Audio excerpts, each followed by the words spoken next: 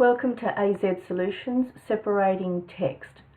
If we have a first name and a surname and it's separated by a space, you can select the entire column, ensure that there is no data to your right. From the Data tab up the top, you'll select the feature Text to Column. We're selecting Delimited and Next. This will allow us to select our separator.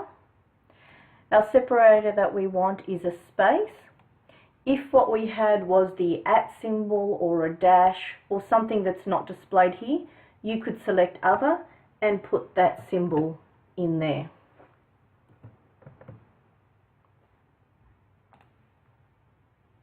In our case it is a space, and as you can see it's detected it down the bottom here. All we say is Finish, and it's now separated the information. If we didn't want to keep, let's say, the surname information, simply separate it. Rather than splitting it and then selecting the column and deleting, you can do this in one step. Select your text to column, select your separator, select Next, and select this column here, and you can choose Do Not Import Column, skip it.